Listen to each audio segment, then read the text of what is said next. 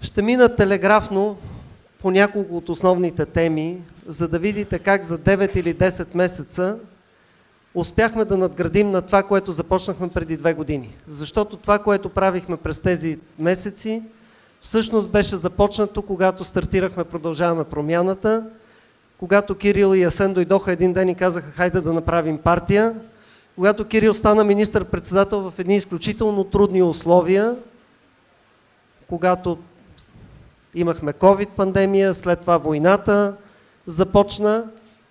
През всичките тези години всъщност бюджетите, по които работиха правителствата, и редовните, и служебните, ги правеше един финансов министър, Асен Василев. Така че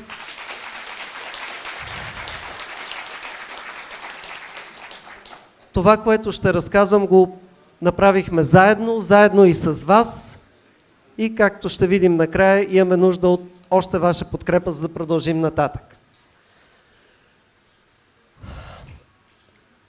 Ако нещо ще остане в историята, със сигурност ще бъде приемането в Шенген.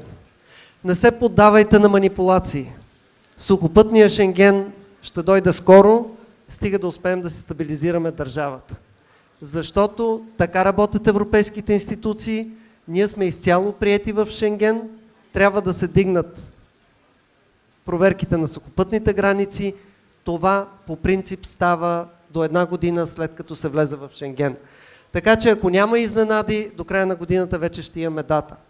По отношение на еврозоната, цитата от последния Европейски съвет на министър-председателите беше: приветстваме България за прогреса, който е постигнала, чакаме да изпълни последния критерий, за да можем да я приемем. Така че това е също нещо, което много се надявам да не бъде пропиляно след нас. По отношение на икономиката. Ако погледнете как се развиваше икономиката на Европа през тази последна година, беше около нулата, малко над нулата, с опасения за стагнация.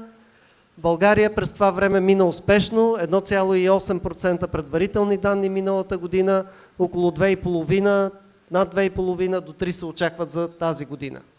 Инфлацията, най-ниската за последните близо 3 години, падна, последните данни са вече на 3%, така че ако сравним с повишението на заплати, доходи през миналата и през тази година, което е в рамките на 11-12%, както ще видим, ще видите, че всъщност вече ръста на доходите изпреварва инфлацията значително.